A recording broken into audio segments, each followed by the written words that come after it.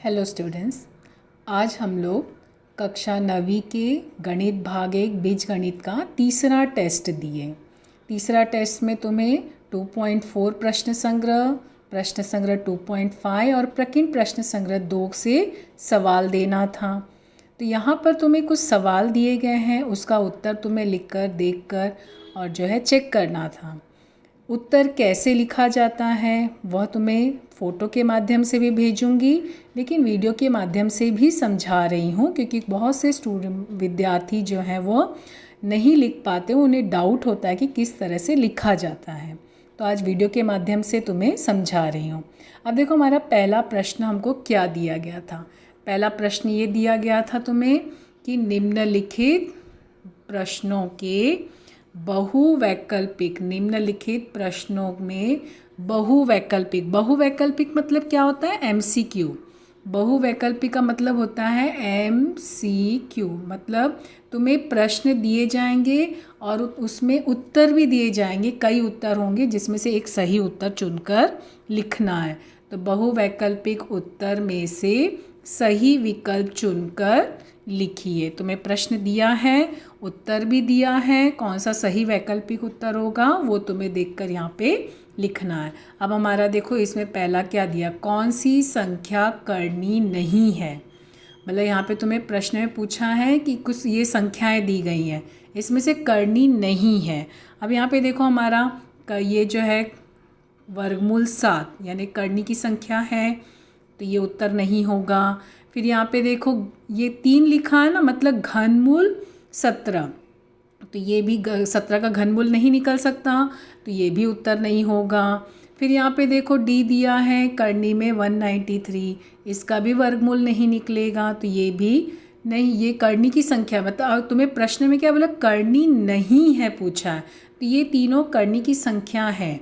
ये संख्या देखो, इसमें देखो 64 का घनमूल, 64 यानी कि तुम्हें क्या होगा, 4 गुणे 4 16, 16 गुणे 4 64 होता है। घनमूल बोला है तो इसका घनमूल क्या हो जाएगा, 4। तो इसका मतलब ये जो है करनी की संख्या नहीं है, ये करनी में नहीं है, तो ये उत्तर होगा। ये सब नहीं होगा। क्यों? प्रश्न में ध्यान से देखना, तुम्हें प्रश्न में बोला है कि कौन सी संख्या करनी नहीं है पूछा है, नहीं है, इसलिए उत्तर क्या होगा, C।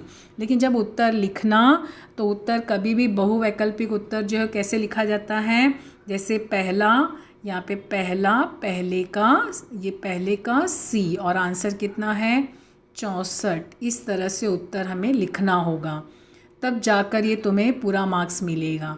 केवल इसको लिखोगे तो नहीं चलेगा। बोर्ड का रूल है कि पहला लिखना और फिर उसके बाद आंसर में ऑप्शन कौन सा है, C, और C में आंसर कौन सा है 64, घनमूल 64।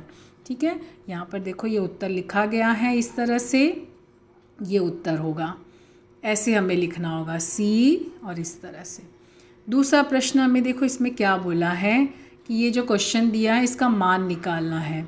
यहाँ पर ये संख्या, ये जो है इसको निरपेक्ष मान बोलते हैं। ये जो इस तरह से लकीर खींची गई है उसको निरपेक्ष मान कहा जाता है। तो जब भी निरपेक्ष मान ऐसे लकीर आया और यहाँ पे से कोई चरांक नहीं संख्या है, तो क्या करना, पहले ये सबको इस लकीर के अंदर, निरपेक्ष मान के अंदर ही सब हल कर लेना। प्लस है कि माइनस है, गुणा है, भाग है, जो भी है हल करना, और फिर उसको लास्ट में निरपेक्ष मान के बाहर निकालना। और जब निरपेक्ष मान के बाहर निकालते हैं तो अगर प्लस में आंसर आया तो भी आंसर बाहर प्लस हो जाएगा, लेकिन अगर निरपेक्ष मान के अंदर आंसर माइनस में आया तो निरपेक्ष मान के बाहर आते समय वो प्लस हो जाएगा। लेकिन पहले हल निरपेक्ष मान के अंदर ही करना। यहाँ पे देखो ये दूसरा सवाल इस तरह से हल किया गया है, ये 12, फिर ये माइनस और ब्रैकेट में 13 + 7, तो ब्रैकेट में है ना, तो पहले ब्रैकेट को कभी भी पहले कोष्टक हल करते हैं ना, तो 20 जो है 13 + 7 20, 20 गुणे और ये 4 बाहर रखे। अब इनको गुणा करोगे तो यहाँ पे 12 - 80, 20 गुणे 4 कितना हुआ 80, 12 में से 80 घटाए तो हमें कितना मिला 68, -68 हमें आंसर मिला -68। लेकिन निरपेक्ष मान के अंदर माइनस है, तो जब हम उसको बाहर लेंगे तो आंसर क्या आएगा +68। निरपेक्ष मान में जब भी हल करना, अगर संख्या है तो संख्या जब इसको अंदर हल करोगे तो अगर आंसर प्लस में आया तो बाहर प्लस, लेकिन अगर आंसर माइनस में आया तो भी बाहर प्लस, यानी निरपेक्ष मान के बाहर आंसर प्लस में हो जाएगा। संख्या हुई तो, चरांक में आया तो कैसे हल करना वो समझाऊंगी अभी आगे। तो ये इस तरह से तुम्हारा दूसरा सवाल हल हुआ।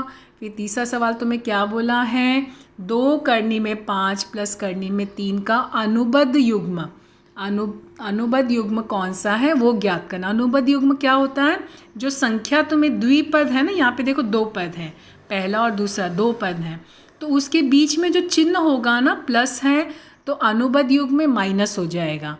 अगर यहाँ पे बीच में माइनस है तो अनुबद्ध युग्म में प्लस हो जाएगा। तब यहाँ पे देखो हमारा कौन कौन सा दिया है, यहाँ पे दोनों भी माइनस है, इसका मतलब ये नहीं होगा। यहाँ दोनों भी प्लस है, मतलब ये भी नहीं होगा। अब इसमें देखो, इसमें तुम्हें दिया है 2 करनी में 5 प्लस करनी में 3, ये प्रश्न है, ये तुम्हारा प्रश्न है, ठीक है। इसके बीच में चिन्ह कौन सा है, प्लस, तो हमें अनुबद्ध युग्म में क्या चाहिए, बीच में माइनस। तो देखो यहाँ पे ये माइनस दिया है।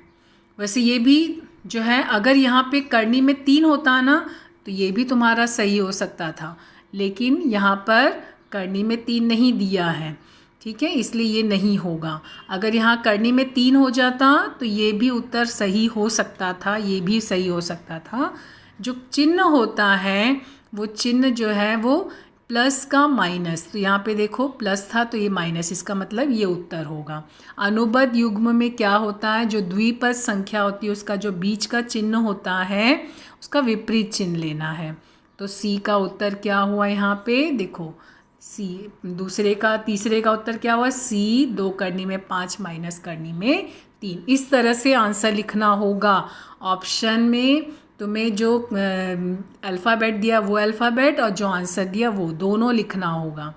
फिर अगला प्रश्न तुम्हें क्या बोला है इसमें कि निम्नलिखित में से अपरिमेय संख्या कौन सी। अपरिमेय संख्या क्या होती है पता, अखंड अनावर्ती दशमलव के रूप में जो संख्या होती है उसको हम अपरिमेय संख्या कहते हैं।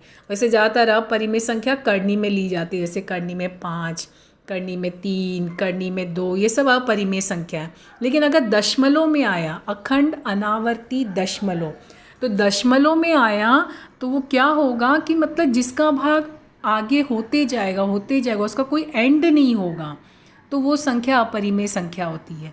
अब जैसे यहाँ पे पहला ऑप्शन देखो तुम्हें ये दिया है 0.17 एंड हो गया है, तो ये अपरिमेय संख्या नहीं है, ठीक है, तो ये अपरिमेय संख्या नहीं है। फिर यहाँ पे देखो फिर यहाँ पे देखो 513 के ऊपर बार लगा है। 513 के ऊपर बार का मतलब मैंने कहा था ना, पॉइंट के बाद कभी भी हम 513 नहीं पढ़ना, पॉइंट के बाद इसे 513 513 पढ़ते, पॉइंट के पहले हम 100 1000 लगा के पढ़ते हैं, लेकिन पॉइंट के बाद नहीं पढ़ते हैं। तो यहाँ पे जो बार लगा तो हमें आंसर क्या मिला, 1.513।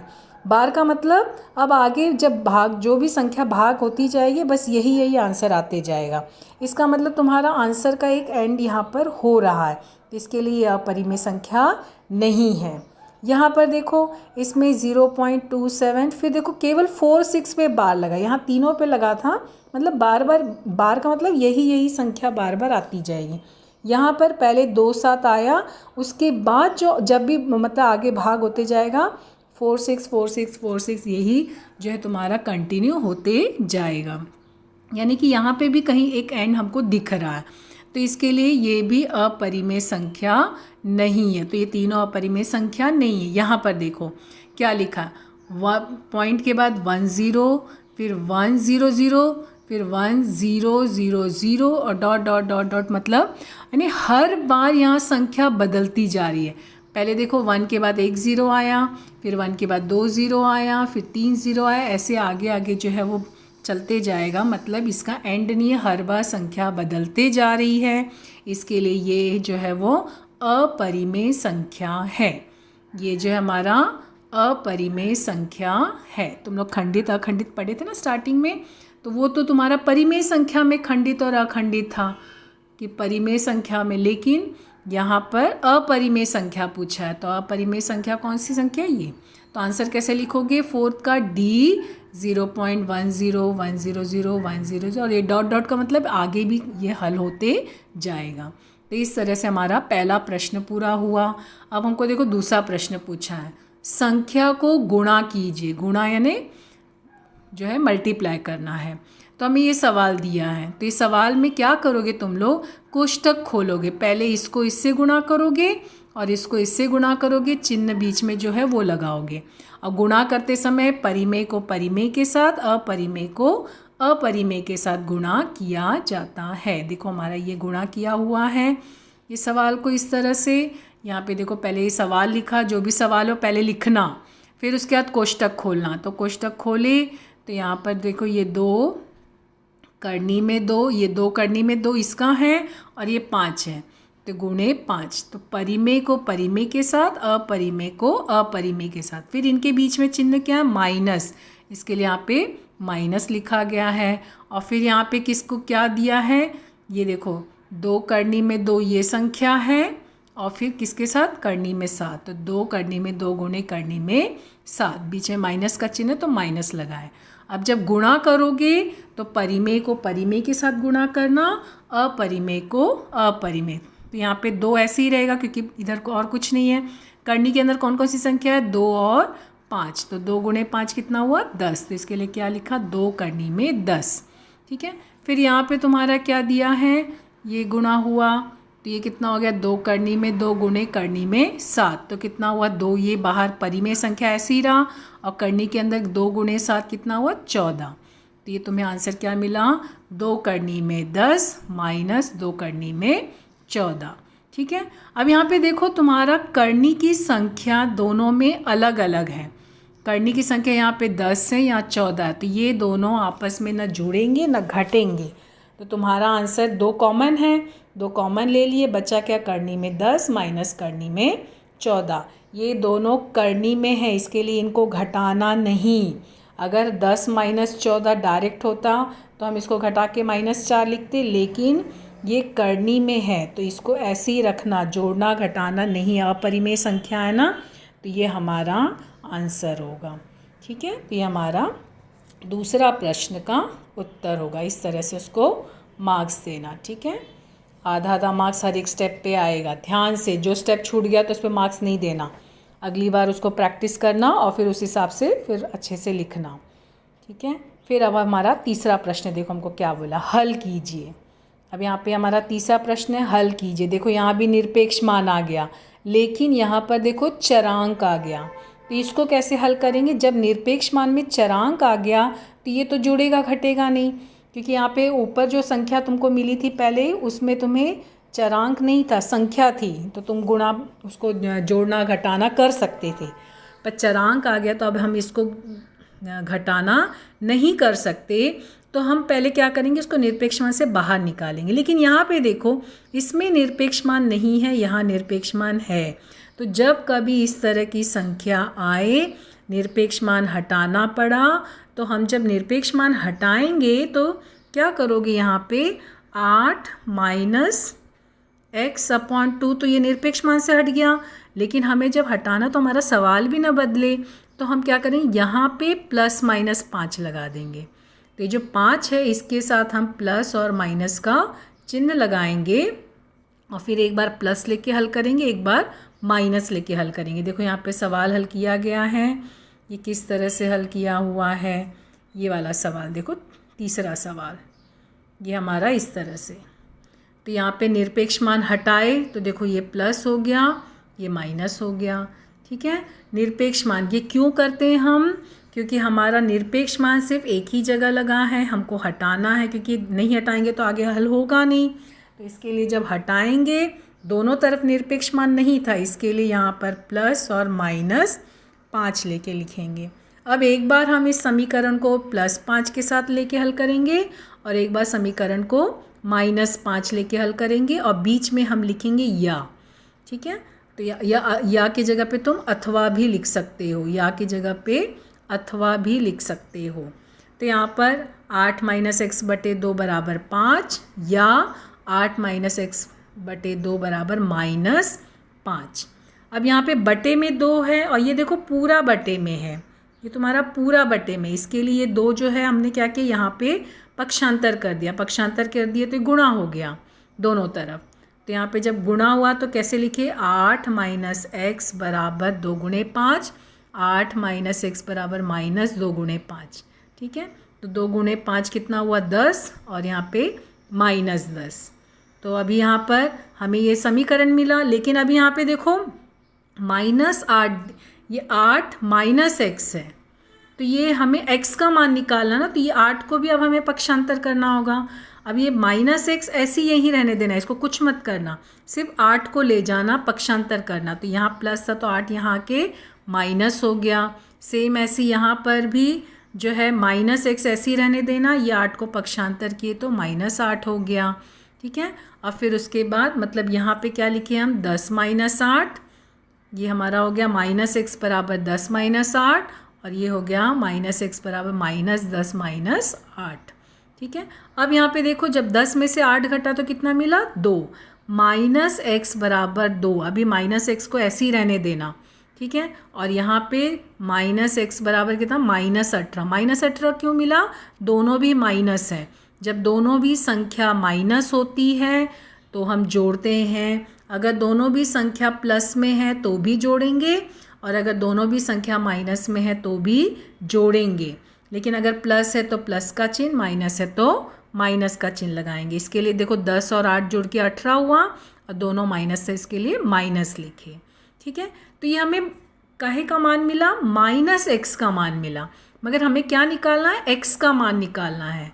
तो x का मान क्या करोगे, ये माइनस को यहाँ पे ले गए तो -2। अब यहाँ पे हमें पक्षांतर नहीं करना, यहाँ पे देखो माइनस के साथ कुछ नहीं, यानी -1 है तो गुणा है ना, तो यहाँ पक्षांतर होके वो 1 हो जाएगा, -1। इसके लिए आंसर क्या होगा -2। -1 ये बटे में -1 लिखा नहीं जाता है ना, इसके लिए यहाँ पे x बराबर -2। सेम यहाँ पर, लेकिन यहाँ पे देखो ये भी माइनस है, ये भी माइनस है, दोनों माइनस माइनस कट गया तो हमें क्या मिला, x बराबर +18। ठीक है, हमें यहाँ पर x का मान निकालना, क्योंकि देखो तुम्हें प्रश्न में क्या बोला, हल कीजिए। जब भी प्रश्न आया हल कीजिए मतलब जो भी चरांक में समीकरण है उसका हमें मान निकालना है। x चरांक में तो x का मान निकालना, y है तो y में। इसके लिए हम इसको इस तरह से हल किए तो हमें x का मान क्या मिला, -2 या x बराबर 18। ठीक है, फिर उसके बाद हमारा चौथा सवाल क्या दिया था, हर का परिमेयीकरण करो। हर मतलब जानते हो, जो भाग में हम लिखते हैं ना a/b, तो जो बटे की संख्या होती है हर होता है और जो ऊपर लिखा जाता है उसको हम अंश कहते हैं। तो यहाँ पर हर बोला, हर यानी कि ये जो संख्या, इसको परिमेयीकरण मतलब यहाँ पे देखो करनी का चिन्ह लगा, मतलब यह अपरिमेय संख्या है ना, तो इसको परिमेय बनाना है। तो हमें परिमेयीकरण का मतलब क्या हुआ कि जो संख्या करनी वैसे कभी भी बटे में जो है करनी का चिन्ह नहीं होता। अगर कभी भी आगे भी तुम्हें कभी फ्यूचर में भी कोई सवाल आए बटे में अगर करनी है तो उसको पहले करनी में से हटाना और फिर हल करना। यहाँ तो तुमको प्रश्न में बोला हर का परिमेयीकरण करो, लेकिन आगे तुम्हें ऐसे बोला नहीं जाएगा, तुम लोग अपने से परिमेयीकरण करना फिर हल करना। ठीक है, अब इसको हल कैसे करेंगे, जो परिमेयीकरण हमें करना है तो हम देखो क्या करेंगे, जो उसका अनुबंध युग्म है अनुबंध युग्म लेकर हल करेंगे। अभी हमने ऊपर देखा ना अनुबंध युग्म क्या होता है, ये जो द्विपद संख्या के बीच का जो चिन्ह है अगर प्लस है तो हम माइनस लेंगे।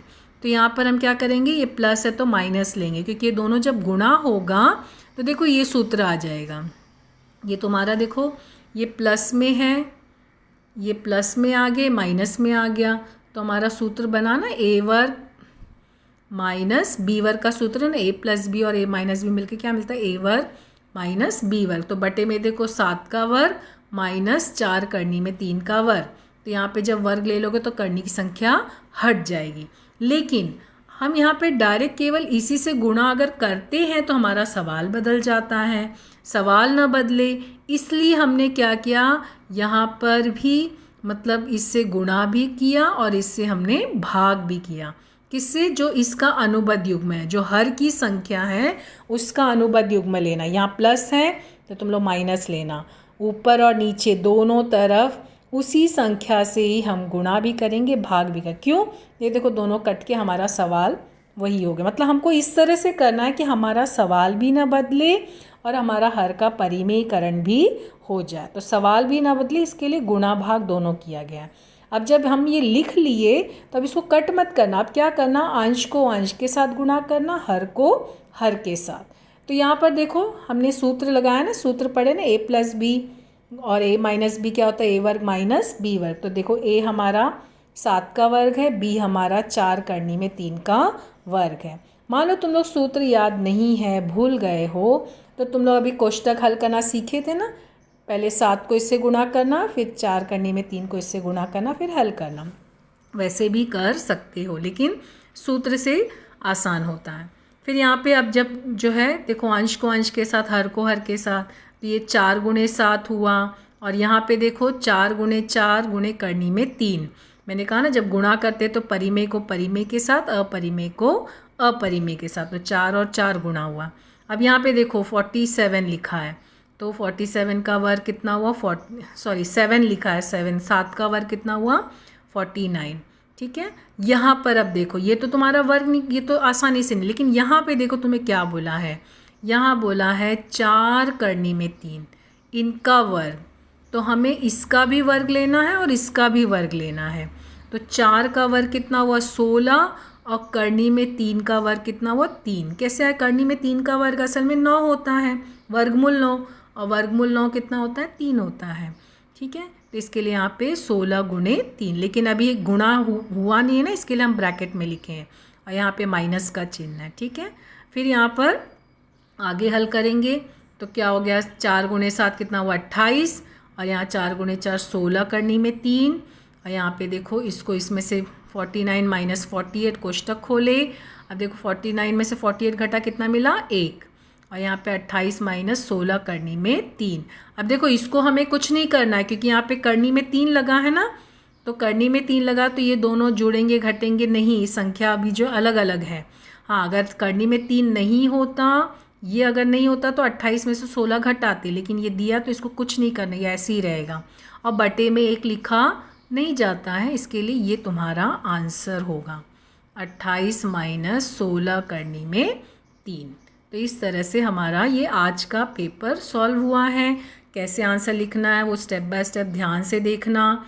ये तुम्हारे जो है पहले क्वेश्चन में, हर एक क्वेश्चन में हर एक के लिए आधा आधा मार्क्स है। ठीक है, हर एक के लिए आधा आधा मार्क्स, यानी टोटल 2 मार्क्स हो गया। फिर प्रश्न क्रमांक 2 में ये स्टेप पे आधा मार्क्स, इस पे आधा मार्क्स, इस पे आधा मार्क्स, इस पे आधा मार्क्स, ऐसे करके 2 मार्क्स हो गए। फिर प्रश्न नंबर 3 में ये स्टेप लिखोगे, इस पे आधा मार्क्स, फिर ये दोनों अलग के, इस पे आधा मार्क्स। ये स्टेप लिखोगे तो भी चलेगा, नहीं लिखोगे तो भी चलेगा, डायरेक्ट यहाँ आए तो चलेगा, तो इस पे आधा मार्क्स। फिर यहाँ पर ये स्टेप पे, ये बाकी जो स्टेप है ये लिखना ज़रूरी, जहाँ जहाँ आधा आधा मार्क्स लिखा वो सब स्टेप होना ज़रूरी है, नहीं है तो वहाँ मार्क्स नहीं देना। और इस तरह से तुम्हारा ये तीसरा प्रश्न 3 मार्क्स का हो, 1 2 और 3। ठीक है, फिर ऐसे चौथा प्रश्न जो है इस पे यहाँ पे ये लिखे, इस पे आधा मार्क्स देना। फिर यहाँ पे ये स्टेप किया ना, गुणा अंश को अंश से, हर को हर से, इस पे आधा मार्क्स देना। फिर ये कोष्टक खोला गया है, ये इस पर आधा मार्क्स। फिर यहाँ पे ये जो है हल किया गया है, और फिर ये पे हल किया गया, और ये आंसर इस पे हाफ मार्क्स। तो इस तरह से तुम्हारा ये 3 मार्क्स हो जाएगा। जो स्टेप नहीं लिखे हो उसका मार्क्स मत देना। और इस तरह से आज का हमारा ये पेपर का हल कंप्लीट होता है। Thank you.